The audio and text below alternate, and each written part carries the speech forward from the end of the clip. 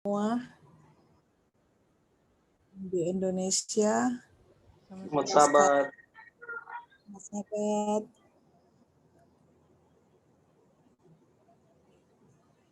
Oke, kita belajar mengenai sahabat yang lalu, mengenai bait suci, bagaimana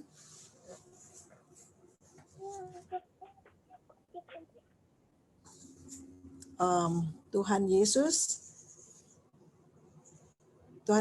mengatakan kepada bangsa Yahudi, pada mereka, dan dikatakan bahwa rombaklah bait Allah ini, dan dalam 3 hari aku akan mendirikannya kembali. Dan di sini ucapan Tuhan Yesus bukan mengenai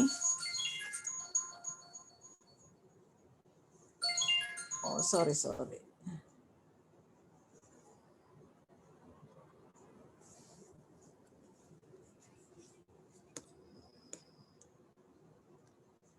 Oke. Ucapan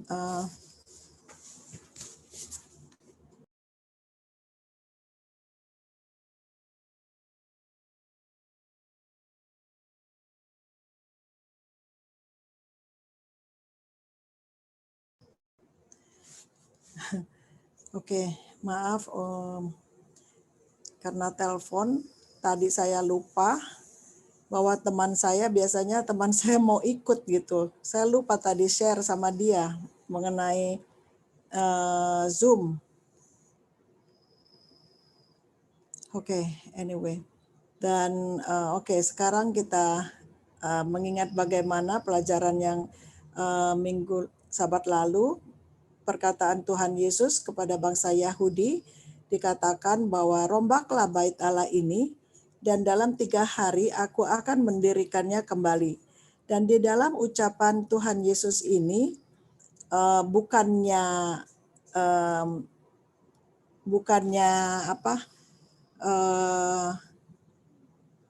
mengenai bait suci gedung ya, tetapi mengenai artinya dalam ucapan Tuhan Yesus ini adalah mengenai dirinya sendiri, bahwa dia akan kematiannya itu sendiri, dan dia akan dibangkitkan pada hari ketiga. Dan juga mengenai maksudnya yang lain adalah dari ucapan Tuhan Yesus itu adalah mengenai kebinasaan bait suci. Kebinasaan bait suci yang kita sudah tahu adalah mengenai 70 AD ya, mengenai 70 AD dan perbaktian umat Yahudi. Dan perbaktian umat Yahudi adalah yang kita sudah tahu bagaimana bangsa Yahudi, mereka sekitar 4.000 tahun mereka membuat pengorbanan, kalau mereka bawa binatang-binatang itu ke halaman Ka'bah dan untuk pengampunan dosa dan pengakuan dosa di bait suci. Dan itu adalah hanya bayang-bayang, di mana yang bayang-bayangnya itu digenapi oleh Tuhan Yesus sendiri dengan kematiannya. Dan pada waktu kematiannya itu tergenapi, maka bayang-bayangnya itu pun tidak dibuat lagi. Dan di mana bangsa Yahudi menolak akan itu. Jadi mereka tidak tahu bahwa Tuhan Yesuslah sendiri akan domba itu sendiri yang mereka selama ini sembelih. Dan disinilah bahwa Tuhan Yesus menyatakan kepada mereka dengan firman-Nya tadi. Tetapi orang Yahudi, imam-imam, waktu mereka kembali ke bait suci, mereka marah sekali gitu ya, dan mereka berniat untuk membunuh Tuhan Yesus, dan mereka menolak akan ajaran Tuhan Yesus, dan mereka tidak mengerti apa arti ucapan Tuhan Yesus itu, dan makanya mereka marah. Karena apa? Karena pikiran mereka adalah gedung Yerusalem itu, gedung bait suci di Yerusalem itu, dan mereka bilang kenapa sedangkan bangsa Yahudi membangun itu Ka'bah 46 tahun dan Tuhan Yesus dapat membangunnya dalam waktu 3 hari. Bagaimana Tuhan Yesus? Sebenarnya Tuhan Yesus kalau dia mau mendirikan memang Ka'bah gedung itu, dia akan dapat membangun gedung itu nggak usah 3 hari, dia akan dapat membangun dalam sekejap dengan firman-Nya. Dan dia hanya katakan satu kata, maka akan berdirilah itu Ka'bah itu dengan lebih megah dan lebih mewah gitu ya. Tetapi bukan itu maksud Tuhan Yesus. Dan makanya bangsa Yahudi menolak terhadap Yesus. Dan Kristus tidak bermaksud ucapannya itu dipahami oleh orang Yahudi yang kurang percaya itu. Dan dia juga tahu bahwa murid-muridnya belum mengerti pada saat itu. Tetapi belum waktunya bagi murid-muridnya untuk mengerti apa ucapan Tuhan Yesus itu. Dan musuh-musuhnya itu dan orang-orang Yahudi yang tidak percaya pada Tuhan Yesus, dia akan memakai kata-kata Tuhan Yesus itu untuk melawan dia, untuk melawan Yesus. Dan pada waktu dia diadili di pengadilan, maka kata-katanya itulah yang dituduhkan kepadanya untuk supaya Tuhan Yesus dapat disalibkan.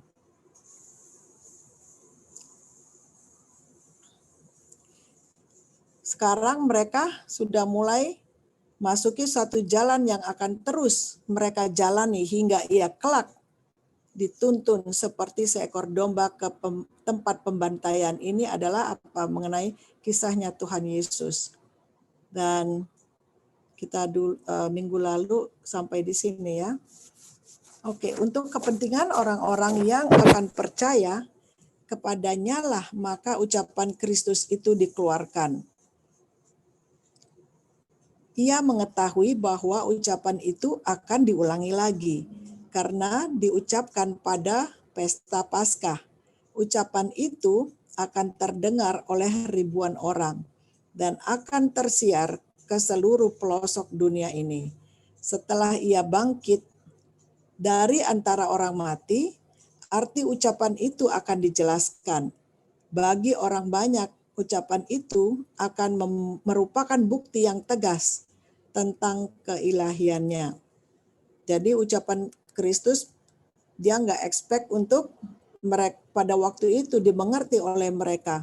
Tetapi pada waktu Tuhan Yesus bangkit, baru dia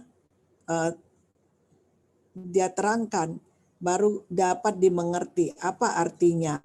Dan terutama pada kita sekarang, kita lebih jelas karena sudah ada bukunya, sudah ada Roh Nubuat yang menerangkan juga, dan banyak firman Tuhan yang sudah dijelaskan untuk kita.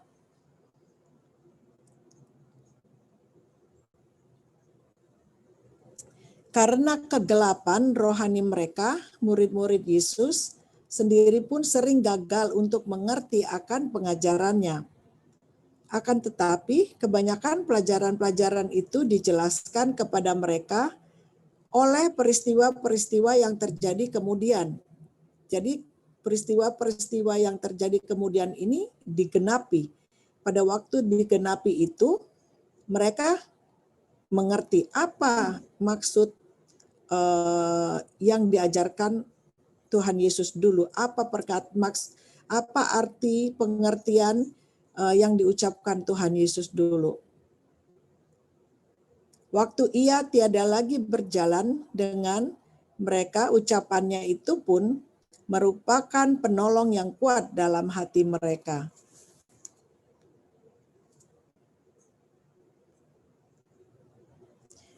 Mengenai bait suci yang di Yerusalem itu,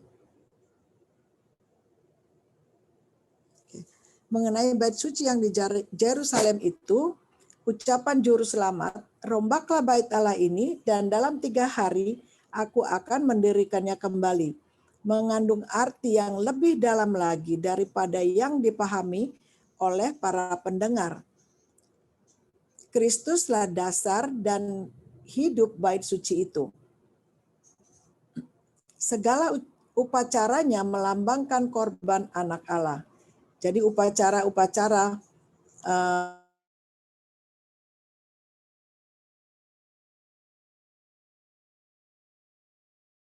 domba ke Ka'bah untuk disembelih dan dikorbankan itu adalah melambangkan Kristus sendiri. Keimamatan sudah diadakan untuk membayangkan sifat pengantaraan dan pekerjaan Kristus. Seluruh rencana perbaktian korban-korban adalah bayangan kematian juru selamat untuk menebus dunia ini. Tidak akan ada lagi khasiat sembahan ini apabila peristiwa besar ke arah mana semuanya itu telah menunjuk berabad-abad lamanya sudah digenapkan. Jadi selama sekitar 4.000 tahun bangsa Yahudi mengadakan korban-korban pengakuan dosa dan penyelamatan dosa. Jadi penebusan dosa itu, dan itu melambangkan akan korban kematian juru selamat yang menebus dunia ini. Dan pada waktu itu Tuhan Yesus dikorbankan dan sudah di mana bayangan-bayangan itu sudah digenapi pada waktu Yesus mati di kayu salib. Dan pada waktu itulah akhirnya murid-muridnya mengerti apa artinya itu semua. Dan terlebih kita ya udah mengerti juga karena kita membaca dan kita juga diberikan pengertian lewat tulisan-tulisan Roh Nubuat dan juga Alkitab. Dan dibandingkan mereka, bangsa Yahudi, mereka harus bawa binatang-binatang itu, domba dan yang lainnya, untuk pada waktu mereka melakukan dosa, mereka membawa korban untuk apa? Untuk pengakuan dosa dan juga keselamatan. Dan jadi mereka harus ada korban. Sedangkan kita sekarang sudah nggak harus membawa korban-korban lagi. Karena apa? Karena Tuhan Yesus sudah membayarnya. Bahwa Tuhan Yesus sudah menggenapinya. Dan sekarang sebenarnya kita udah lebih mudah ya. Hanya mengaku, kita hanya berlutut, berdoa kepada Tuhan dengan iman dan percaya. Dan kita mengaku akan dosa-dosa kita. hanya dengan bibir kita, dengan mulut kita, dengan dari hati kita, dari segenap jiwa kita dengan sungguh-sungguh. Dan kita nggak perlu beli domba lagi dan mengadakan korban itu. Hanya sekarang apalah susahnya kita, nggak susah seperti mereka. Kita ini sebenarnya sudah diberikan yang paling gampang. Hanya berlutut dan mengaku dosa, minta ampun dosa, dan maka dosa kita dihapuskan, dosa kita diampuni. Hanya dengan bibir kita dan lutut kita, apalah susahnya gitu. Tapi yang sebagaimana kita lihat, kita bagaimana banyak yang orang tidak mau melakukannya. Dan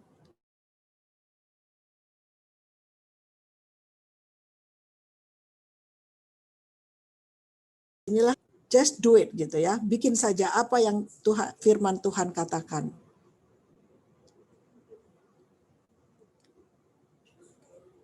Karena segenap upacara korban itu adalah melambangkan Kristus, maka semuanya itu tidak ada nilainya bila terpisah daripadanya.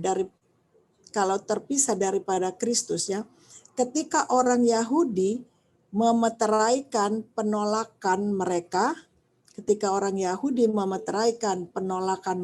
terhadap Kristus oleh menyerahkan dia kepada maut, mereka menolak segala sesuatu yang memberi arti kepada bait suci dan segala upacaranya. Kesuciannya sudah hilang lenyap dan telah ditentukan akan binasa. Waduh, sejak hari itu semua korban dan upacara yang berhubungan dengan korban-korban itu tiada mengandung arti lagi. Jadi kalau sekarang bangsa Yahudi yang menolak Kristus, mereka masih mengadakan korban-korban itu, udah nggak ada artinya lagi, karena korban yang sesungguhnya sudah di surga. Korban yang sesungguhnya sudah menggenapinya. Jadi percuma ya mereka sekarang mengadakan korban, dan itu semua sudah nggak ada artinya lagi. Kesuciannya sudah hilang lenyap dan mereka sudah ditentukan akan binasa. Ini firman Tuhan yang bilang. Seperti hanya dengan persembahan Kain, semuanya itu tidak menyatakan iman pada juru selamat. Jadi pada waktu Kain mengadakan persembahannya dari tanaman, hasil tanamannya, dan itu tidak disetujui oleh Tuhan karena bukan itu yang Tuhan mau. Yang Tuhan mau adalah yang melambangkan akan Kristus. Jadi domba yang melambangkan akan Kristus itulah yang berkenan. Dan dalam membunuh Kristus, orang Yahudi dengan sebenarnya membinasakan bait suci mereka itu. Jadi di mana Tuhan Yesus adalah bait suci itu. Jadi di mana mereka membunuh Kristus, berarti mereka sudah menghancurkan, membinasakan bait suci itu, karena Kristuslah bait suci itu. Dan di sini sudah dijelaskan kepada kita. Jadi Kristus itulah bait suci. Ketika Kristus disalibkan, tirai dalam bait suci itu tercarik. Jadi dia tercarik dua, terbelah dua dari atas ke bawah. Jadi tirai bait suci, ada tirai ya, ada apa kita bilangnya beberapa ya kalau ya udah tirai lah itu yang di bait suci itu terbelah dua dari atas ke bawah, yang berarti bahwa korban besar yang terakhir sudah diadakan. Jadi korban besar pengganti korban-korban bayang itu, bahwa Kristus itu sendiri yang terakhir sudah diadakan, dan bahwa sistem persembahan korban-korban berakhirlah sudah untuk selama-lamanya. Karena Kristus sudah menggenapinya, korban itu. Berarti sudah sudah persembahan korban itu sudah berakhir untuk selamanya. Dan kalau kita pikirkan ya, seharusnya kita juga mau mempersembahkan bukan korban binatang itu, tetapi kita mau mempersembahkan kepada Tuhan apa jiwa kita, kehidupan kita. Kita punya tabiat yang kita mau sucikan.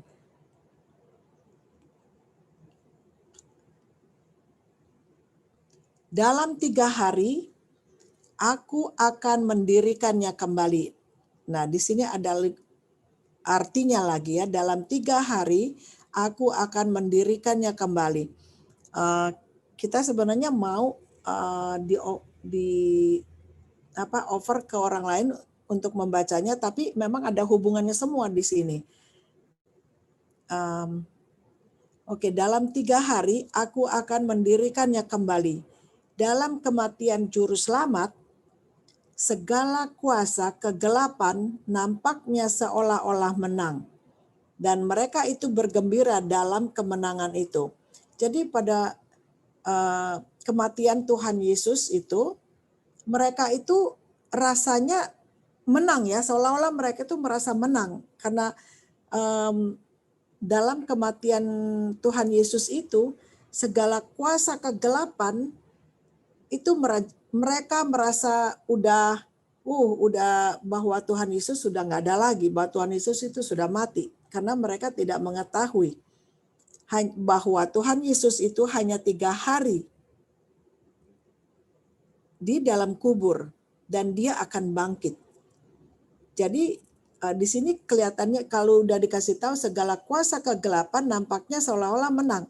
Jadi setan itu tidak mengetahui ya, berarti mereka tidak mengetahui bahwa Tuhan Yesus hanya 3 hari di dalam kubur. Kalau memang dia tahu, mereka nggak akan di sini, nggak akan kuasa kegelapan, nggak akan nampaknya menang. Karena apa? Karena berarti mereka nggak mengetahui ini bahwa Tuhan Yesus akan bangkit dan mereka itu bergembira dalam kemenangan itu. Nah, ini kalau dibilang segala kuasa kegelapan berarti termasuk setan, bahwa mereka tidak tahu bahwa Tuhan Yesus akan bangkit. Karena mereka bergembira dalam kemenangan mereka. Tetapi dari dalam kubur Yusuf yang terbuka itu keluarlah Yesus sebagai pemenang. Nah, mereka kecelik ya. Karena apa? Pada hari ketiga Tuhan Yesus bangkit dan hidup. Ia telah melucuti pemerintah-pemerintah dan penguasa-penguasa dan menjadikan mereka tontonan umum dalam kemenangannya atas mereka. Kolose 2 ayat 15. Jadi Tuhan Yesus melucuti, jadi memberitahu pemerintah-pemerintah, penguasa-penguasa bahwa dan menjadikan mereka tontonan umum dalam kemenangan Tuhan Yesus. Oleh jasa kematian dan kebangkitannya, jadi oleh jasa kematian dan kebangkitan Tuhan Yesus, ia menjadi pelayan tempat kudus, yaitu di dalam kemah sejati yang didirikan oleh Tuhan dan bukan oleh manusia. Jadi di sini tempat kudus yang bukan buatan manusia, yang tempat kudus kemah sejati. Kemah sejati. Jadi ini adalah dikatakan yang didirikan Tuhan sendiri, bukan manusia. Berarti di surga ya. Ibrani 8 ayat 2. Manusia memelihara rumah ibadah Yahudi, manusia membangun bait suci Yahudi, tetapi bait suci yang di surga, yang dilambangkan bait suci di dunia ini, tidak dibangun oleh arsitek manusia. Inilah yang bernama tunas. Oke, saya baru tahu juga yang bernama tunas. Dialah yang akan mendirikan bait Tuhan, dan dialah yang akan mendapat keagungan dan akan duduk memerintah di atas tahtanya. Di sebelah kanan Bapa akan ada seorang imam dan permufakatan tentang damai akan ada di antara mereka berdua. Zakaria 6. Di sini diceritakan bahwa Tuhan Yesus bangkit untuk menjadi pelayan. Jadi waktu Tuhan Yesus bangkit dari kematiannya, dia menjadi pelayan di tempat kudus, yaitu bait suci yang di surga, yang didirikan oleh Tuhan. Tuhan sendiri yang mendirikan di sana, bukan manusia. Kalau di dunia ini, gedung bait suci yang orang Yahudi bangga-banggakan itu, yang nggak boleh dihina-hina, itu adalah buatan manusia. Buatan manusia itu akan hancur. Dan sudah hancur pada tahun 70 AD. Dan sedangkan Tuhan Yesus akan berdiam melayani di tempat kudus, suci, Ka'bah suci di surga. Dan yang mana kita sudah belajar pada waktu Tuhan Yesus dari tempat kudus ke Maha Kudus tahun Oktober 22, 1844. Dan disitulah Tuhan Yesus menjadi imam di bait suci surga. Oke, kita udah cukup panjang di sini. Apakah ada yang mau kasih komen atau tambahan atau share mau penjelasan? Silahkan.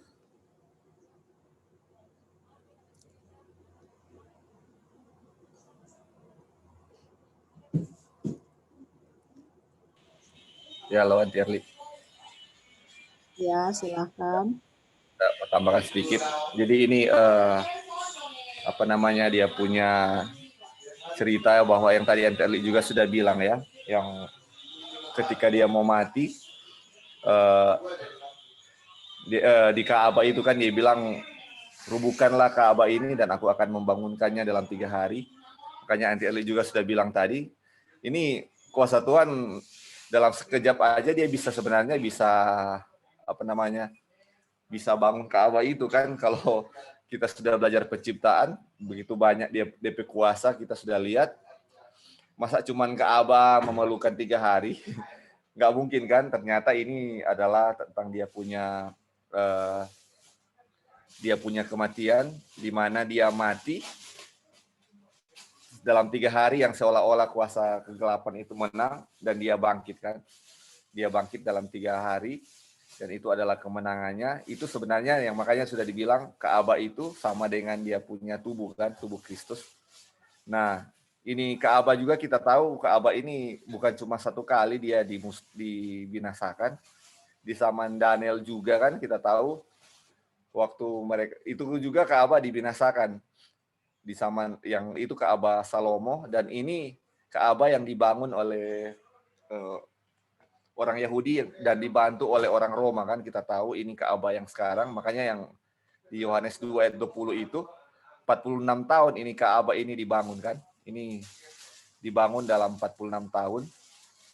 Dan orang Yahudi bilang, ini masa 46 tahun dibangun, masa cuma 3 hari engkau akan mendirikan kembali kan? Nggak mungkin. Jadi ini melambangkan bentar ya.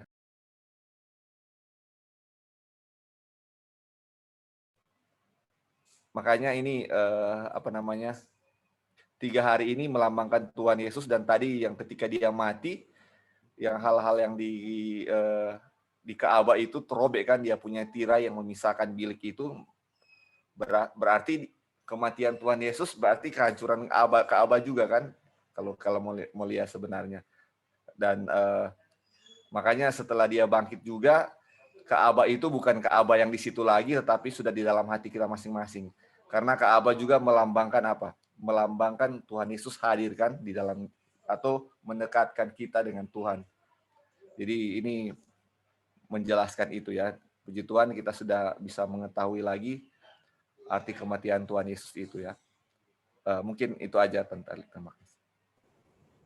Terima kasih Ali udah dalam penjelasannya bagaimana Ka'bah yang di dunia sekarang itu adalah diri kita ya.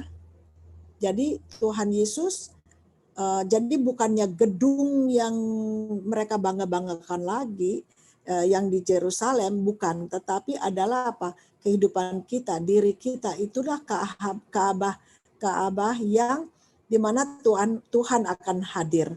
Kalau Ka'bah kita ini kotor, Ka'bah tubuh kita ini kotor, najis, Tuhan tidak suka akan hadir di dalam kehidupan kita.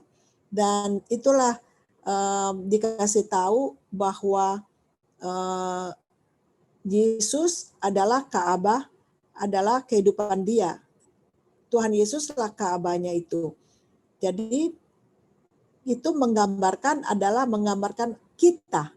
Dan di dalam diri kita, kalau kita menajiskan diri kita dengan bukan soal makanan saja, karena itu apa? Penyakit. Kalau penyakit kita sakit, Tuhan bagaimana bisa hadir? Karena apa? Kalau kita sakit, karena kita melanggar, selain dosa, juga kita tidak bisa komunikasi dengan Tuhan. Karena apa? Kita dalam keadaan sakit, pikiran kita kacau, tubuh kita kacau, kita nggak bisa konsentrasi, kita nggak bisa berpikir, semuanya nggak enak. Kalau orang sakit itu semua nggak enak. Jadi kita nggak bisa mengundang, jadi Tuhan Yesus nggak bisa hadir di dalamnya. Dan bukan tubuh kita saja yang harus suci dan bersih, tetapi kita punya hati dan pikiran juga harus bersih.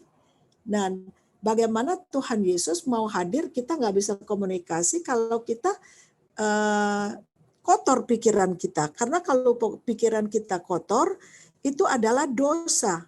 Dan kalau dosa, kita nggak bisa hubungan dengan Tuhan. Tuhan mau kita membersihkannya dulu. Jadi pikiran dan hati kita pun harus bersih. Supaya kita bisa berhubungan dengan Tuhan.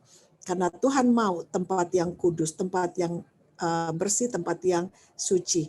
Dan sebagaimana kita selama ini udah belajar dari bukan hanya di pelajaran ini, tetapi dari hal-hal yang mengenai Council Diet and Food, itu sudah dari segi makanan, mengenai tubuh dan penyakit, kita sudah belajar di situ, dan mengenai Gospel in Creation, kita sudah belajar banyak ya, yang lain-lain itu saling menunjang, saling mengisi, dan juga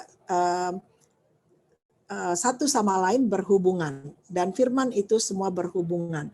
Dan disinilah firman Tuhan memberitahukan kepada kita apa yang kita harus bikin, apa yang kita mau bentuk sesuai dengan yang berkenan di hadapan Tuhan. Terima kasih. Apakah masih ada yang mau menambahkan? Yanti, atau silahkan, Rod. Ya, terima kasih. Iya, jadi dalam perkataan Yesus yang mengatakan bahwa dalam 3 hari aku akan mendirikannya kembali, itu bahkan murid-murid sekalipun tidak mengerti pada saat itu ya maksud daripada ucapannya itu. Dan ucapannya ini memberikan bagi orang-orang yang percaya kepada Yesus, itu akan menjadi pembuktian kebenaran akan keilahiannya dan dirinya sebagai juru selamat. Tetapi bagi orang-orang yang menolaknya, itu akan menjadi tuduhan kepadanya dan juga tuduhan kepada umat-umatnya, karena umat-umatnya itu akan harus meminum cawan yang sama dengan gurunya ya, dengan guru kita. Dan dikatakan bahwa banyak hal yang akan aku katakan kepadamu, tapi kamu belum siap untuk menanggungnya. Jadi hal yang dialami oleh murid-murid bahwa kalau mereka menyadari saat itu Yesus harus mati sedemikian rupa, itu mereka belum sanggup untuk menanggungnya. Kalau masih di awal-awal dari dia punya pelayanan ini, kita masih di chapter awal ya, dari buku Kerinduan Skala Zaman. Dan pada saat itu belum waktunya untuk murid-murid untuk mengetahui hal itu, karena mereka belum sanggup untuk menanggungnya. Dan demikian juga dengan kita ya. Pada saat kita membaca buku Kerinduan Skala Zaman ini, baiklah kita menempatkan supaya kita mendapatkan berkat atau dia punya pelajaran yang bisa kita ambil dari situ adalah kita menempatkan diri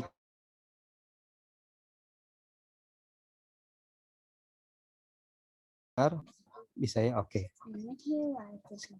Kita tempatkan diri kita sebagai orang-orang Yahudi pada zaman itu.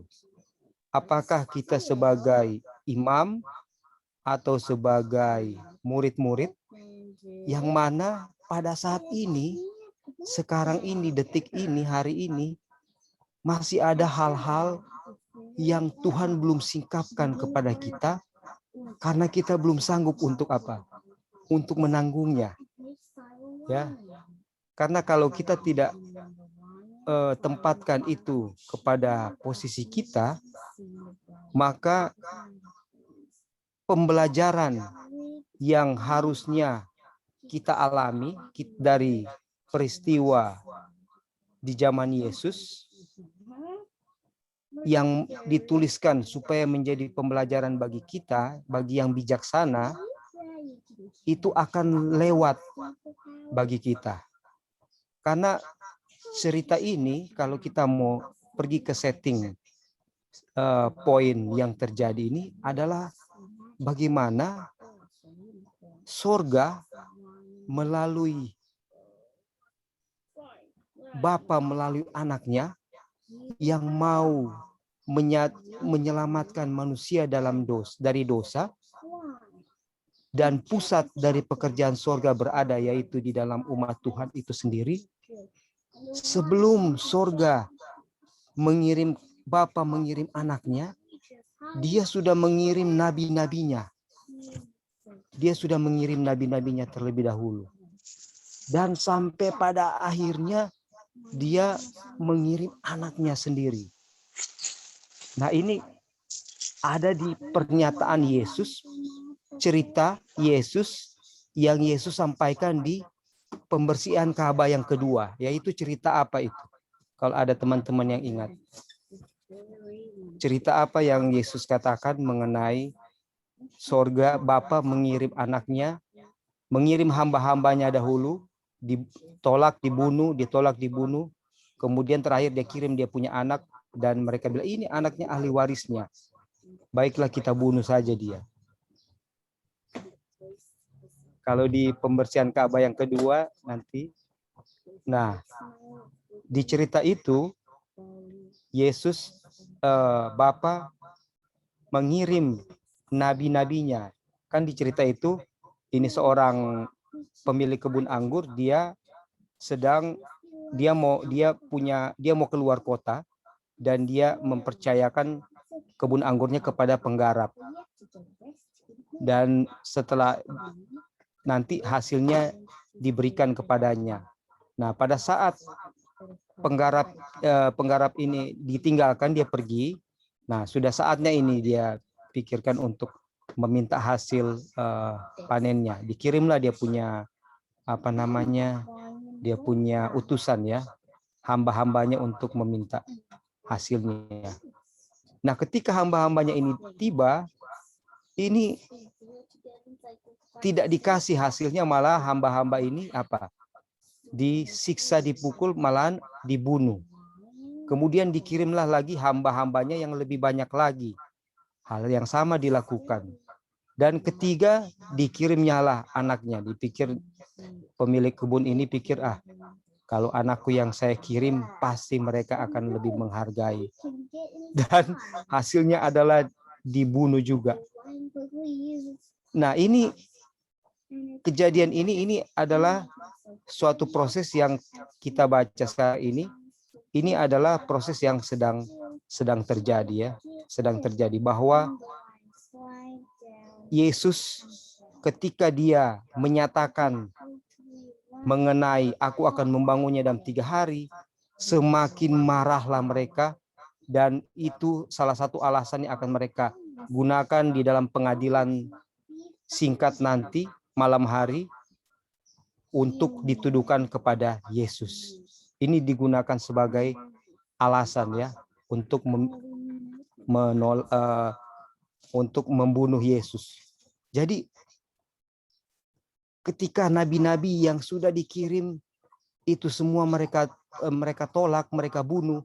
Sekarang anaknya sendiri ditolak dan mereka sudah di saat ini mereka sudah merencanakan untuk dibunuh.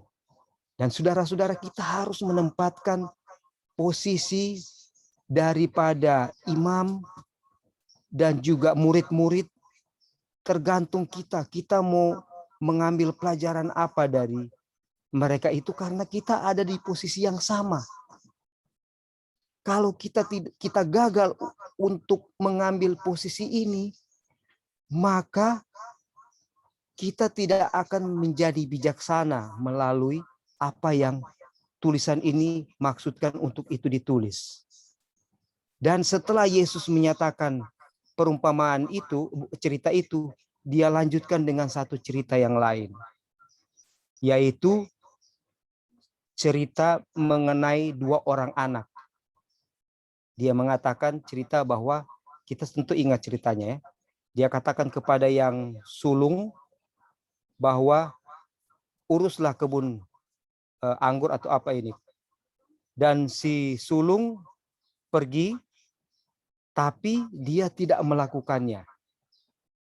Dan kemudian ayah ini berkata kepada si bungsu, uruslah, rawatlah kebun ini. Si bungsu apa dia bilang? Oh, enggak mau, saya enggak mau untuk apa? Untuk mengambil merawatnya. Tapi kemudian ini Yesus katakan kepada imam-imam dan Farisi untuk menyatakan kepada mereka hukuman atau sebenarnya posisi mereka sebagai apa. Kemudian Yesus bertanya kepada imam-imam dan Farisi, dan orang banyak memperhatikan. Waktu itu kejadian pembersihan Ka'bah yang kedua. Siapakah yang melakukan kehendak ayah ini? Anak yang pertama atau anak yang kedua?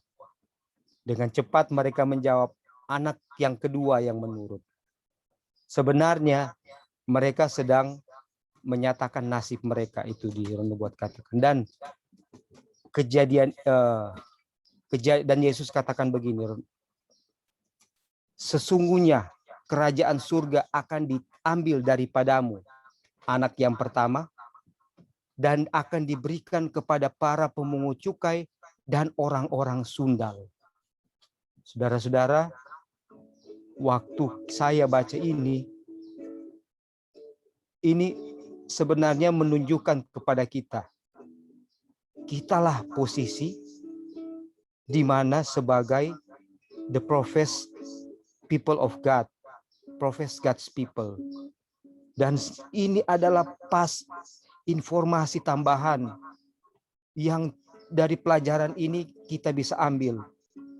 Saudara-saudara, sebenarnya lebih sulit, jauh lebih sulit bagi kita, God's professed people, umat pilihan Tuhan, untuk diselamatkan dibandingkan kalau kita melihat betapa penolakan daripada umat pilihan Tuhan di zaman Yesus ini. Itu juga menggambarkan hal yang sama yang akan terjadi di umat pilihan Tuhan saat ini. Ini adalah bukti yang kedua bahwa the end from the beginning itu terjadi.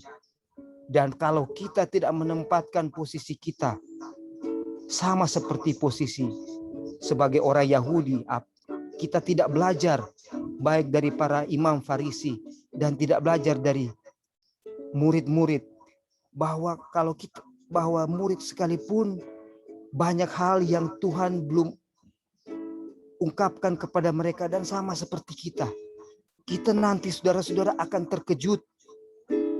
Salah satu contoh misalnya ya, murid-murid mereka memegang preconceived idea yang sama dengan imam dan Farisi, bahwa Mesias akan menduduki tahta Daud. Nanti di pembersihan Ka'bah yang kedua, mereka imam-imam dan Farisi sudah punya bukti yang cukup dan sangat diyakinkan bahwa orang ini adalah Mesias. Dan mereka waktu menyatakan itu, mereka melihat maukah dia menduduki tahta Daud. Tapi tidak pernah dia lakukan itu. Dan Yesus, karena masih ada PCI di murid-murid, supaya PCI mereka ini bisa dihapuskan, apa yang harus dia lakukan? Saudara-saudara, dia harus menyingkirkan dirinya dengan mati, dengan cara yang hina, supaya mereka punya dreams, mimpi-mimpi indah bahwa mereka akan menjadi menteri. Mesias Yesus yang mereka percaya sebagai Mesias akan menjadi raja, duduki tahta Daud, itu pupus. Ini harus kita alami juga saudara-saudara. Sebagai syarat kita akan mengalami kecurahan roh di ruangan atas. Segala sesuatu yang kita masih pegang, segala hal yang kita rasa ada di kita, itu akan Tuhan singkirkan. Tapi akan ada waktunya, sesuai waktu Tuhan. Dan ini kita sedang dalam proses untuk mengalaminya. Dan dikatakan bahwa kerajaan ini akan diambil darimu, hai Israel, Yahudi, dan diberikan kepada mereka yang mau menerimanya, yaitu orang-orang yang tahu mereka berdosa, tidak beragama, tidak beribadah, tapi mereka jujur dalam keadaan mereka. Sehingga ketika Injil tiba kepada mereka, mereka menerima. Dan saudara-saudara, saudara dan saya bukan berada di posisi itu sebagai sundal dan orang-orang pemungut cukai di zaman itu yang diistilahkan Yesus. Kita berada di posisi Israel atau Yahudi. Dan ini jauh lebih sulit bagi kita untuk menerima Mesias Yesus sesuai dengan apa rencana Yesus untuk umatnya alami. Jadi marilah kita belajar memposisikan diri kita sebagai imam Farisi dan murid-murid, dan kita cari pelajaran apa yang didapatkan di sana. Karena jauh lebih sulit saudara-saudara untuk kita yang mengaku sudah belajar tentang Yesus, tetapi masih kita tidak bisa percaya dengan diri. Karena kondisi kita itu sangat menipu. Sangat menipu. Dan apa yang kita lihat di sini seakan-akan kalau kita hanya melihat, oh ya, mereka imam dan Farisi ini melakukan seperti ini. Mereka yang menolak Mesias dan merencanakan membunuh. Itu adalah saudara dan saya. Itu akan menjadi saudara dan saya. Kalau kita tidak belajar apa yang membuat mereka tolak Mesias, dan kita tidak tahu itu apa, dan itu kita tidak tahu ada di kita, dan tidak disingkirkan dari kita, kita bisa saja dalam kondisi yang tertipu. Jadi kesimpulannya adalah, dari cerita ini marilah kita membuka hati kita bahwa kondisi murid-murid yang lambat untuk mengerti dan imam dan Farisi yang kelihatannya menyedihkan sekali, itu sebenarnya adalah pembelajaran bagi kita. Karena kemungkinan besar kita adalah orang-orang yang berada di dalam cerita ini. Terima kasih Anti. Terima kasih Roy atas penjelasannya akan firman Tuhan, di mana ya Tuhan sendiri, Tuhan Yesuslah yang anaknya Bapa yang dikirim tetapi dibunuh oleh umatnya yang mau dia selamatkan itu. Terima kasih. Dan apakah masih ada yang mau kasih komen, penjelasan, tambahan? Silahkan. Halo. Ya, silahkan. Thank you, Ebing. Baik, terima kasih untuk kesempatan. Jadi kalau kita melihat ya dari bacaan-bacaan ini, peristiwa-peristiwa yang terjadi di seputar Ka'bah ini itu terjadi karena ada satu hal ya, saudara-saudara. Yang pertama, ada satu hal, yaitu semuanya terjadi karena penyataan keilahian Kristus waktu membersihkan Ka'bah. Jadi waktu Yesus menyatakan keilahiannya, jadi ada kuasa dia sebagai hakim segenap bumi, itu dinyatakan bagaimana keilahiannya itu terpancar dari dirinya, itu membagi dua kelompok. Jadi ada kelompok yang melarikan diri karena tidak tahan gitu dengan kemuliaan Yesus. Kemuliaan itu menghakimi mereka, menuduh mereka. Ya, mereka tidak tahan dengan melihat kemuliaan Yesus itu dan mereka melarikan diri dari hadirat Yesus. Dan ada kelompok orang yang bertahan. Sekalipun dalam keadaan gemetar, mereka tetap bertahan di hadirat Yesus. Dan dua kelompok ini dibedakan dari satu hal. Ya, yang satu adalah kelompok orang yang merasa diri benar dan merasa diri kaya, dan yang satu adalah kelompok orang yang merasa miskin gitu, merasa kekurangan. Nah, mereka inilah yang bertahan di depan hadirat Yesus yang penuh dengan kemuliaan ini. Penyataan ilahi ini membagi dua kelompok dan dua reaksi. Dan kita melihat dalam bacaan selanjutnya juga adalah pertanyaan terhadap kuasa ilahi ini membagi dua kelompok. Jadi ada kelompok orang yang bertanya dengan kenapa Yesus punya kuasa seperti itu? Yesus memberi jawaban yang ini juga membagi dua, saudara-saudara. Kita bisa lihat kelompok yang mempertanyakan kuasa ilahi ini dengan perasaan dendam, sakit hati, ya, rasa penuh prasangka. Ketika jawaban Yesus ya diberikan kepada mereka, yang terjadi adalah mereka semakin tidak mempercayai Yesus. Jawaban itu justru menjadi alat bagi mereka untuk menggenapi kata-kata Yesus itu sendiri. Tetapi kelompok yang kedua adalah kelompok yang percaya kepada Yesus, yaitu murid-murid dan sebagian orang ya yang percaya kepada Yesus. Justru sebaliknya, kata-kata itu yang Yesus ucapkan itu ya, itu justru meneguhkan iman mereka semakin mempercayai Yesus. Jadi kalau pertama penyataan ilahi membagi dua, ya, kemudian jawaban terhadap kenapa penyataan ilahi itu, kuasa ilahi itu muncul, itu juga membagi dua.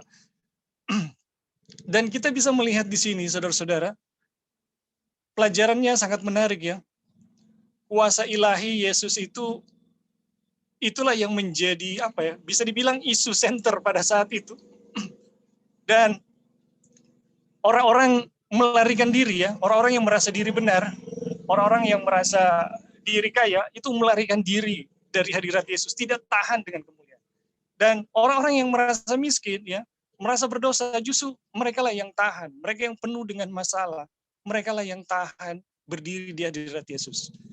Dari sini saudara-saudara kita udah bisa lihat satu pelajaran bahwa siapa nanti yang akan bertahan waktu Yesus datang sebagai hakim, ya, menghakimi dunia ini. Ada yang akan berseru kepada gunung-gunung batu, kepada gua-gua untuk timpalah, ya, timpalah kami karena kami tidak tahan melihat kemuliaan. Dan ada yang tetap berdiri sekalipun dengan gemetar, ya, memandang kemuliaan Yesus itu dengan penuh sukacita, dengan penuh kemuliaan. Dan di sini kita udah bisa melihat, ya saudara-saudara, kita udah dikasih semacam kepastian kita nanti mau jadi apa dan bagaimana kita mau mengambil sikap atau mau di posisi mana kita. Jadi yang paling menentukan di sini adalah sikap kita, roh apa yang membentuk kehidupan kita. Kalau kita merasa diri benar, merasa diri sudah kaya, ya kita udah bisa pastikan nanti kita mau jadi apa. Tapi kalau kita merasa diri miskin di hadapan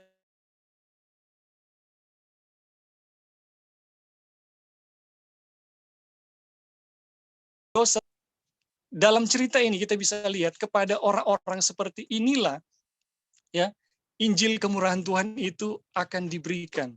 Kemuliaan Tuhan yang menghakimi justru pada akhirnya menjadi berkat yang sangat besar bagi mereka. Dan dari sini juga kita bisa belajar, saudara-saudara, orang-orang yang datang untuk mempertanyakan, ya, Yesus, untuk mempertanyakan dengan penuh prasangka, dengan tidak hormat, itu akan mendapatkan bukti yang lebih kuat untuk tidak percaya lagi.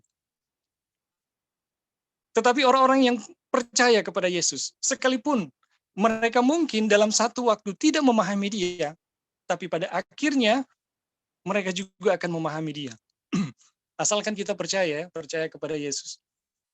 Jadi di sini kita udah bisa lihat apa yang nanti bakal membentuk kelompok kambing dan kelompok domba, lalang maupun gandum. Jadi saudara-saudara, ini cerita ini menarik sekali, ya. Tapi yang kita lihat ada satu hal yang penting di sini juga adalah yang menjadi pusat dari segala upacara di dalam Ka'bah ini yang paling menentukan, ya, paling menentukan sehingga kata-kata Yesus itu tergenapi. Apa itu? Itulah yang menjadi pusat segala upacara. Dan ini menurut saya kita harus perhatikan baik-baik. Segala upacara di dalam Ka'bah, segala ritual, segala hari raya, ternyata semuanya pusatnya ada di situ. Dan kalau kita tidak paham ini, kita bakalan juga menjadi sama dengan orang-orang yang merasa diri kaya itu, ya. Orang-orang yang merasa diri benar. Jadi upacara yang telah didirikan oleh Tuhan di belantara, yang diberikan kepada Musa dan bangsa Israel pada waktu itu, ternyata semuanya berpusat pada kematian Kristus. Pada kematian inilah puncak segala sesuatu. Jadi inti dari segala sesuatu yang ada di dalam Ka'bah itu adalah pada kematiannya. Nah, kita melihat di dalam sejarah, ternyata ketika bangsa Israel, bangsa Yahudi gagal memahami ini, ya, merekalah yang ternyata menggenapinya, saudara-saudara. Jadi penting sekali, ya, seluruh sistem agama itu ternyata pusatnya ada pada kematian Yesus. Dan kita melihat setelah Yesus mati, bangkit, dan kemudian naik ke surga, seluruh Injil, ya, seluruh pemberitaan yang diberitakan oleh murid-murid, khususnya Paulus, semuanya terpusat di situ, saudara-saudara. Jadi mulai dari Eden ke Eden, pusat dari segala pemberitaan itu ternyata ada pada kematian Yesus. Kita bisa bilang adalah kematian Yesus itulah beban pikiran Tuhan yang terbesar yang Tuhan ingin diketahui oleh manusia. Ya. Makanya itu dilembagakan dalam satu sistem upacara, kemudian setelah itu digenapi, itu pun diberitakan terus, dan menjadi pusat seluruh pemberitaan. Jadi saudara-saudara, penting sekali bagi kita bagaimana memahami arti dari kematian Yesus ini. Dan mungkin nanti kita akan lebih dalam lagi mempelajarinya, tapi kira-kira itu yang saya tangkap dari bacaan-bacaan ini, yang mau diberitahukan kepada kita. Oke, begitu saja. Terima kasih, Anti Erli. Terima kasih Saudara Ebing sudah menjelaskan akan firman Tuhan, di mana sejarah akan terulang kembali ya. Apa yang terjadi dahulu akan terjadi lagi seperti ini. Dua kelompok yang satu akan melarikan diri dan yang satu lagi tetap tinggal dengan gemetar.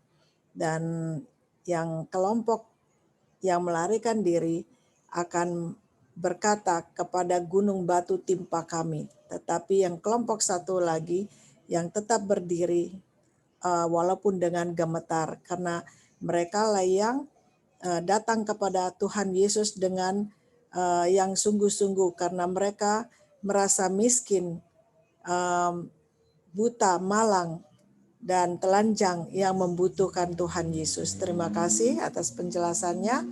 Apakah masih ada lagi yang mau memberikan komen?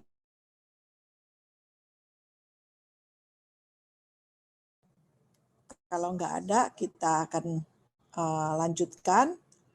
Boleh Ebing lanjutkan, boleh baca, bantu baca dan jelaskan.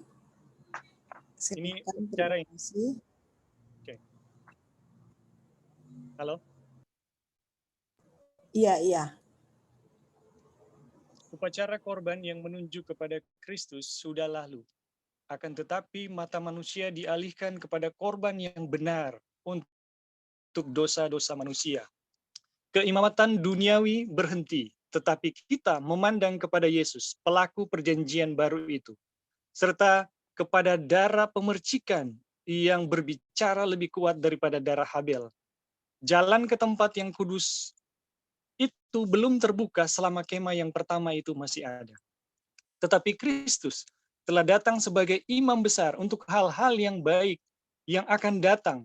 Ia telah melintasi kemah yang lebih besar dan lebih sempurna, yang bukan dibuat oleh tangan manusia, tetapi dengan membawa darahnya sendiri, dan dengan itu ia telah mendapat kelepasan yang kekal.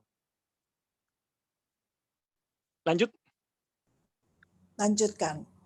Karena itu ia sanggup juga menyelamatkan dengan sempurna semua orang yang oleh dia datang kepada Allah. Sebab ia hidup senantiasa untuk menjadi pengantara mereka. Wah, ini luar biasa. Karena itu ia sanggup juga menyelamatkan dengan sempurna semua orang yang oleh dia datang kepada Allah. Wah, luar biasa. Sebab ia hidup senantiasa untuk menjadi pengantara mereka. Sungguh pun pelayanan itu harus dipindahkan dari bait suci yang di dunia ke bait suci yang di surga. Sungguh pun bait suci dan imam besar kita itu tidak dapat lagi dilihat oleh mata manusia, namun murid-murid sama sekali tidak menderita kerugian apapun olehnya. Mereka tidak akan mengalami putusnya hubungan mereka, dan tidak ada pengurangan kuasa karena kepergian juru selamat. Sementara Yesus melayani di bait suci yang di surga oleh Roh-Nya, ia masih juga melayani jemaat di dunia ini. Ia ditarik dari mata perasaan, akan tetapi janji perpisahannya ditepati. Dan ketahuilah, aku menyertai kamu senantiasa sampai kepada akhir zaman. Sementara diwakilkannya kuasanya kepada pengerja-pengerjanya yang lebih rendah, hadiratnya yang memberi tenaga itu masih menyertai jemaat. Wah, kasih habis Jo ini. Karena kita sekarang imam besar agung yang telah melintasi semua langit, yaitu Yesus, Anak Allah. Baiklah kita teguh berpegang pada pengakuan iman kita, sebab imam besar yang kita punya bukanlah imam besar yang tidak dapat turut merasakan kelemahan-kelemahan kita. Sebaliknya, sama dengan kita, ia telah dicobai, hanya tidak berbuat dosa. Sebab itu, marilah kita dengan penuh keberanian menghampiri takhta kasih karunia, supaya kita menerima rahmat dan menemukan kasih karunia untuk mendapat pertolongan kita pada waktunya. Silahkan. Habis sudah. Jadi, ini gagas sekali ini.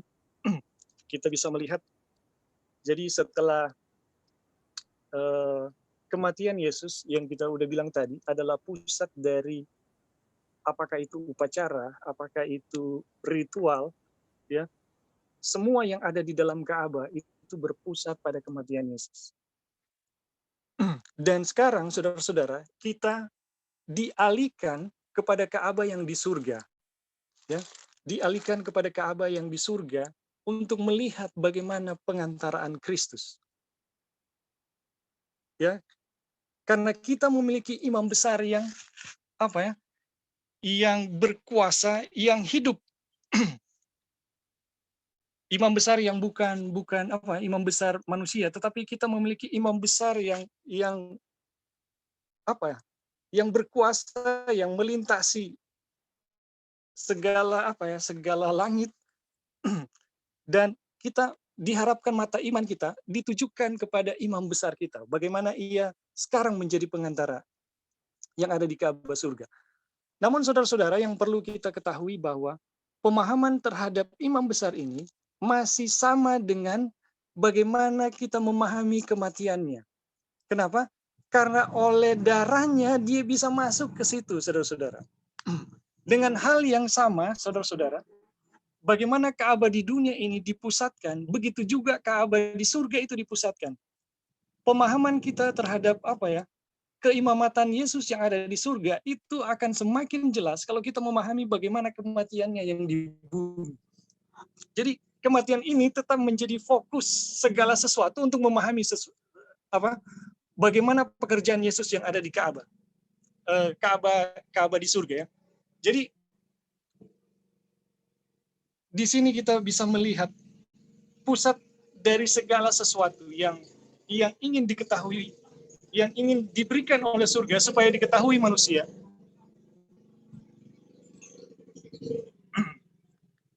Maaf, ini ada motor lewat, ribut sekali. Jadi saudara-saudara, kita bisa kita bisa melihat bagaimana sekarang kita memiliki imam besar, bagaimana kita diharapkan untuk mengarahkan mata iman kita kepada imam besar kita. Kenapa? Sebab dialah yang berkuasa menyelamatkan kita dengan sempurna, ya. Sebab dia juga turut merasakan segala kelemahan-kelemahan kita. Dan kalau dia turut merasakan segala kelemahan-kelemahan kita, dia tahu bagaimana menyelamatkan kita dengan sempurna di dalam keadaan kita. Jadi saudara-saudara, luar biasa, ya. Kita punya dua penyataan ilahi, yaitu pertama adalah kematiannya, yang kedua adalah bagaimana pengantaraannya. Semuanya diberikan kepada kita supaya bagaimana kita bisa diselamatkan dengan sempurnanya. Wah, ini kuat sekali ini, saudara-saudara. Pelajaran-pelajaran tentang Ka'bah, bagaimana menyatakan dinyatakan tentang kematiannya dan juga dinyatakan tentang perantaraannya kepada kita. Semuanya demi untuk keselamatan kita. Dan satu hal, saudara-saudara, di sini dibilang bahwa sungguh pun pelayanan itu harus dipindahkan dari bait suci yang di dunia ini ke bait suci yang di surga. Sungguh pun bait suci dan imam besar kita itu tidak dapat lagi dilihat oleh mata manusia, namun murid-murid sama sekali tak menderita kerugian apapun olehnya, mereka tidak mengalami putusnya hubungan mereka, dan tidak ada pengurangan kuasa karena kepergian juru selamat. Waduh, ini luar biasa. Saudara-saudara, berapa banyak di antara kita yang pingin ya hubungannya tetap konsisten dengan Tuhan, ya. Hubungannya tetap terjaga terus-menerus dan kuasa itu selalu mengalir kepada kita. Saya hanya bisa bilang, pelajari baik-baik apa yang Yesus nyatakan di Ka'bah melalui kematiannya maupun pengantaraannya. Karena di situ terdapat rahasia bagaimana kita selalu terhubung dengan surga dan bagaimana kuasa surga itu dicurahkan kepada kita supaya kita bisa diselamatkan dengan sempurnanya dalam keadaan-keadaan kita yang bagaimanapun. Wah, ini luar biasa ini. Oke, saudara-saudara, mungkin itu saja dulu. Mungkin ada yang lain, dipersilakan. Terima kasih Anti Erli untuk kesempatan. Terima kasih Saudara Ebing akan pembacaannya dan penjelasannya juga. Puji Tuhan, di mana darah Kristus itu yang sudah diberikan untuk menebus kita, menyelamatkan kita dengan sempurnanya. Dan puji Tuhan. Apakah masih ada yang mau kasih komen atau penjelasan atau tambahan? Silahkan.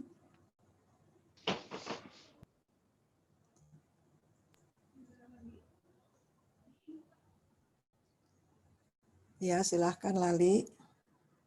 Oh ya, Antel ya. Jadi puji Tuhannya ini kuasa Kristus ini sanggup untuk menyelamatkan kita. Dan ini satu chapter ini kan bahas tentang pembersihan Ka'bah ya. Ini jadi kepikiran juga kita ya. Kenapa waktu Tuhan Yesus membersihkan Ka'bah itu, kalau Ka'bah itu sudah kotor, kenapa nggak dia bikin Ka'bah baru lagi ya? Atau biarkanlah imam-imam yang jahat itu tetap di situ, dan dia bikin sesuatu yang baru di mana ada murid-muridnya dan orang-orangnya yang benar yang mau ikut dia itu bikin sesuatu yang baru. Tinggalkan aja lah Ka'bah yang lama itu yang nggak menghormati dia sebagai penebusnya. Tetapi ini kita lihat justru Tuhan Yesus ini Ka'bahnya ini dia paling ini dia punya nama ya, dia punya nama. Jadi dia tetap bersihkan Ka'bahnya. Dan kalau kita lihat dalam pembersihan Ka'bah, yang keluar itu siapa? Imam-imam kan yang keluar dari Ka'bah itu, dan orang-orang yang jahat yang keluar. Yang tetap tinggal itu orang-orang miskin. Jadi itu yang kita coba lihat, kenapa nggak semua lari ya? Atau kenapa bukan orang-orang miskin yang lari? Imam-imam tetap tinggal di situ, karena mereka yang... Tetapi ini pembersihan Ka'bah, yang jahatlah yang dikeluarkan ya dari yang di situ, karena itu memang Ka'bahnya yang kudus. Dan kita juga kepikiran kenapa ya waktu dulu Tuhan Yesus perlu kasih korban-korban begitu, kenapa nggak langsung aja dia datang mati, kan sudah selesai kan, seperti itu. Tetapi ternyata dari dulu itu korban-korban itu tujuannya supaya orang tetap mengingat Tuhan Yesus sampai waktu di mana dia memang betul-betul datang, korban yang sesungguhnya. Dan sebelum korban itu datang, ada pembersihan Ka'bah ya. Sebelum korban sebenarnya ya. Jadi sebelum tirai itu terbelah atau apa namanya, berakhirnya korban bakaran yang selama ini dilakukan oleh bangsa Israel untuk mengingat Tuhan Yesus, terjadi ada pembersihan Ka'bah. Dan pembersihan Ka'bah itu memang ya memang dibersihkan ya. Dibersihkan, Ka'bah di dunia ini dibersihkan, dan kita lihat bahwa yang jahatlah yang keluar dari Ka'bah. Makanya Tuhan sangat menghormati apa yang telah dibuatnya itu, walaupun itu telah dirusak kan. Jadi ketika di dunia ini yang merusak tatanan upacara itu adalah imam-imam ya, oknum, bukan Ka'bah yang sudah dia ciptakan ya. Ka'bahnya dia tidak binasakan, tetapi yang dia usir adalah apa? Orang-orang yang merusak itu dia punya upacara-upacara itu yang waktu dia hidup ya, sebelum dia mati. Ya, mungkin itu yang Terima kasih. Terima kasih Lali akan tambahan dan penjelasannya, di mana ya Tuhan Yesus semua itu pasti ada artinya ya, ada maknanya. Tidak mungkin Tuhan memberikan sesuatu yang tidak ada artinya. Pasti ada artinya dan ada benefitnya. Apa gunanya untuk kita? Makanya dia memberikan manusia membuat kemah atau Ka'bah di dunia ini sebagaimana Ka'bah di surga. Dan Tuhan sudah tahu itu semua. Dan bagaimana darah Yesus juga yang harus dikorbankan untuk menebus kita, manusia yang berdosa ini. Saya juga pernah berpikir, padahal kenapa ya Yesus harus datang mengorbankan dirinya, darahnya harus mati di kayu salib untuk menebus dosa kita.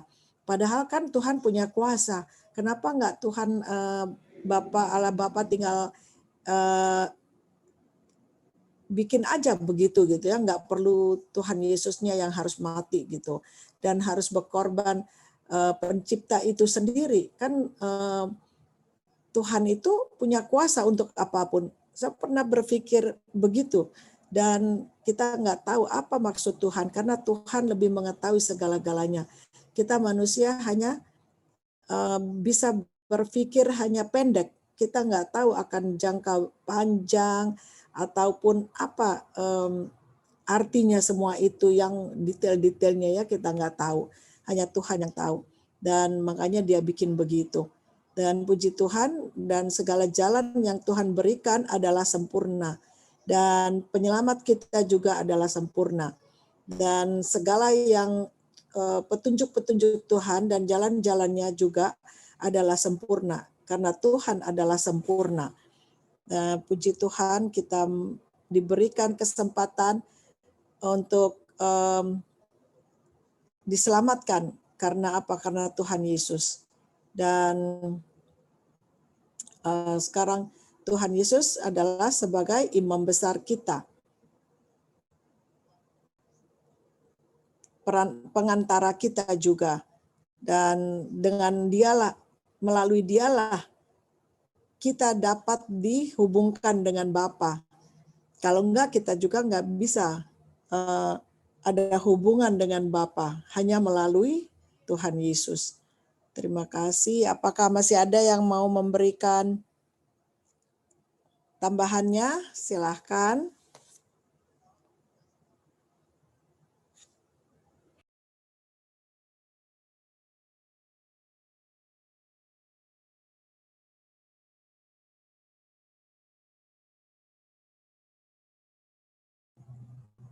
Kita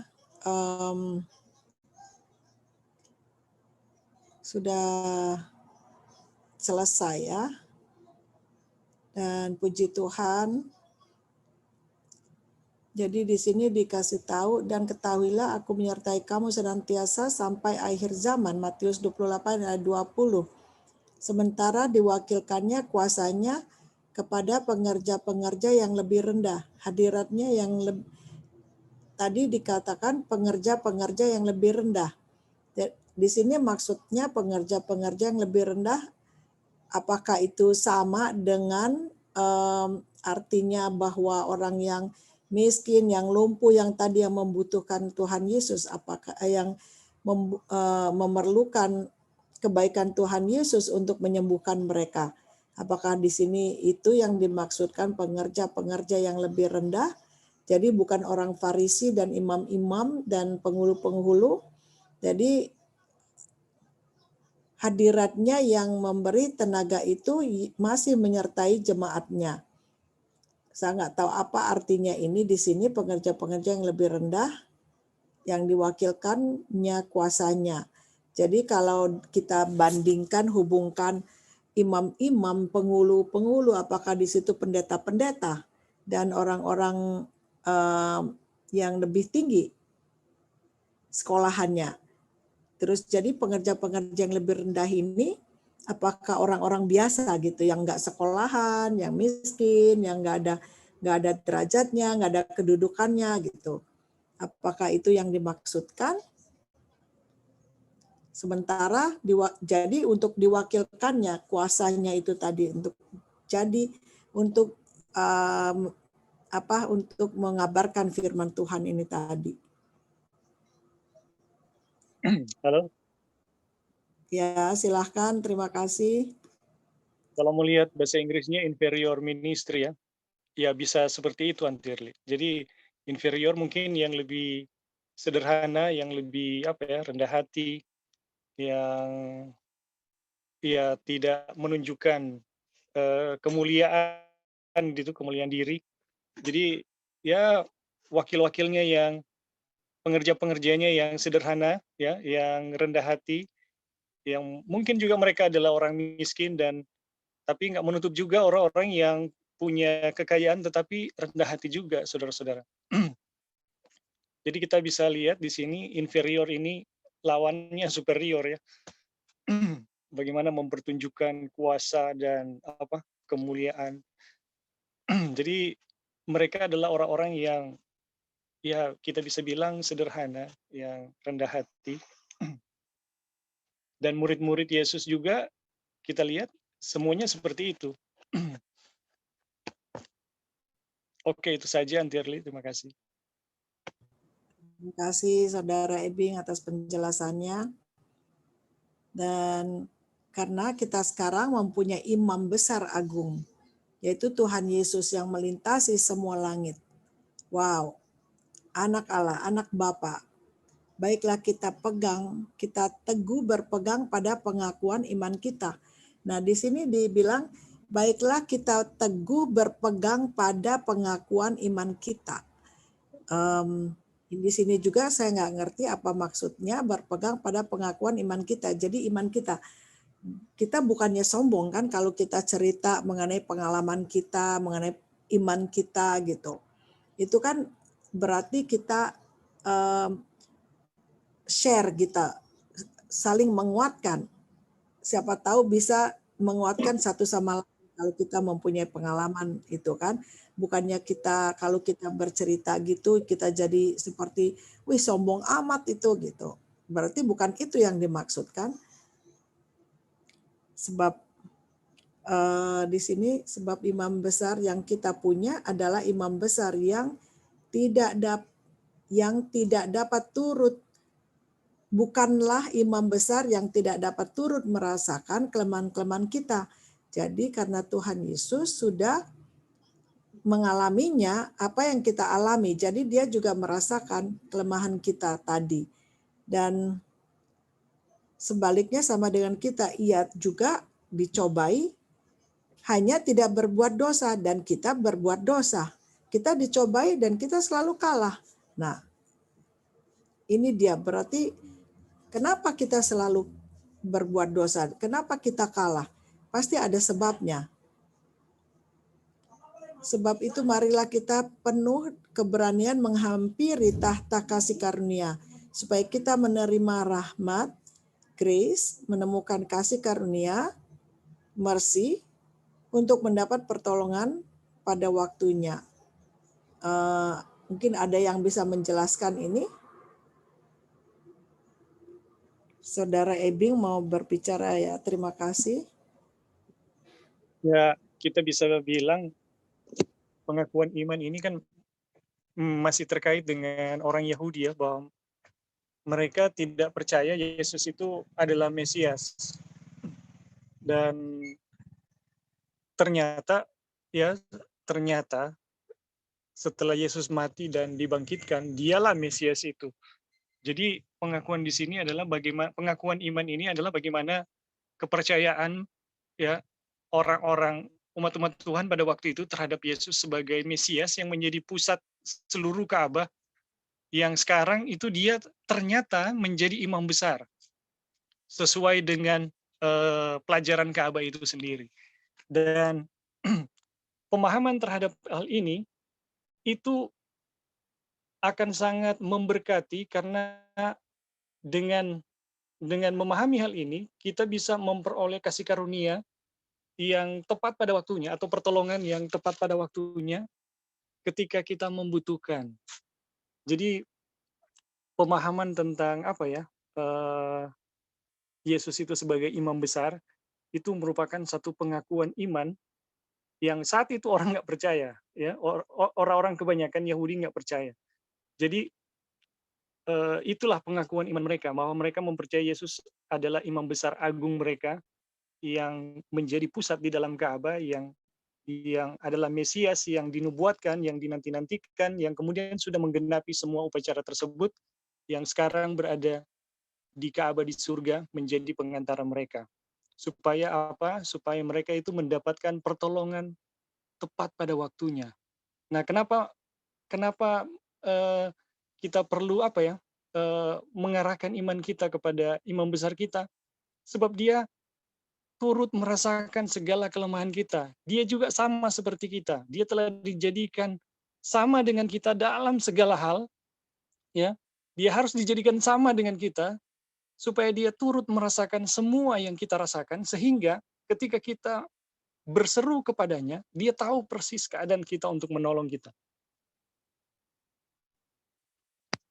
Jadi kira-kira seperti itu, Anti Arli, yang kita mengerti tentang pengakuan iman.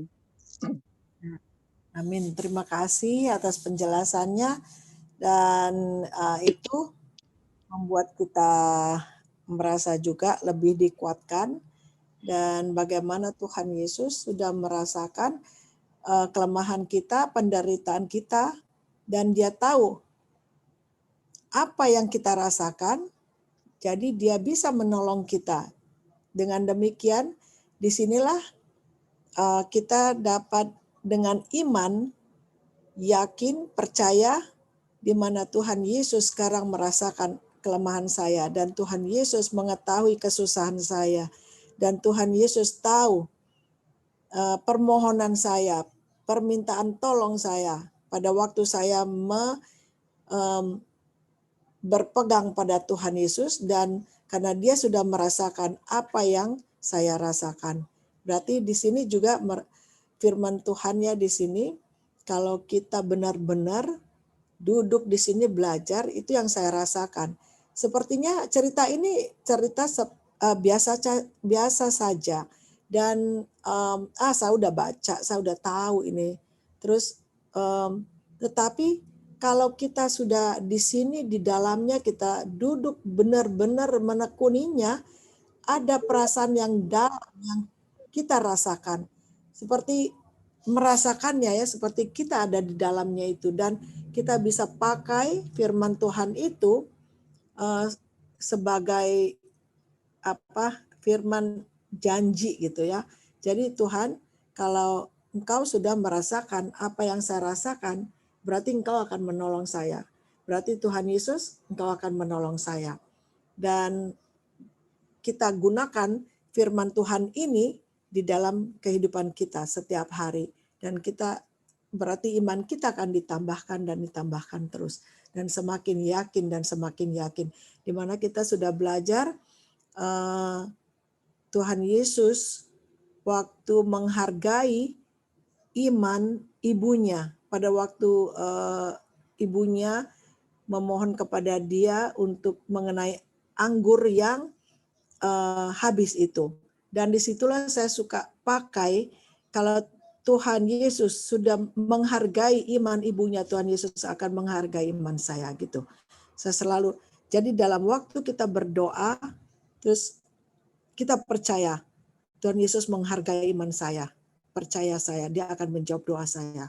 Begitulah, setiap ini kita pakai firman Tuhan itu.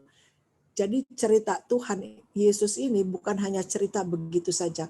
Kita pakai cerita ini untuk kita di dalam kehidupan kita. Setiap saat, pada waktu kita susah, pada waktu kita memerlukan Tuhan, pada waktu kita di dalam rumah tangga, di dalam kehidupan, di dalam apapun, kita pakai cerita ini. Jadi bukan hanya cerita, tetapi saya mau itu pada kehidupan pada kehidupan kita. Jadi pada waktu kayak cerita mengenai Raja Yehosafat waktu berperang dan dia udah hampir terbunuh, pedang di depan mata, tetapi dia menjerit dengan Tuhan minta pertolongan. Disitulah Tuhan menampik itu tombak itu dari hadapannya dan dia selamat. Dan di situ menguatkan saya juga. Jadi pada waktu drive sekalipun Tuhan, kita dapat menggunakan seperti itu juga.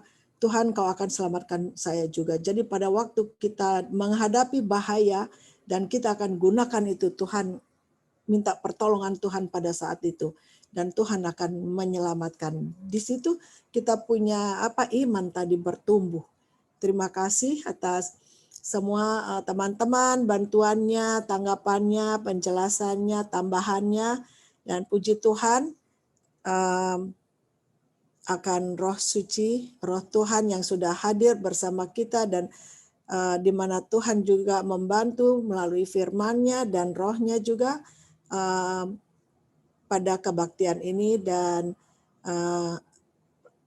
worship di mana pelajaran juga yang kita sudah belajar, Tuhan memberikan kita punya iman ditambahkan.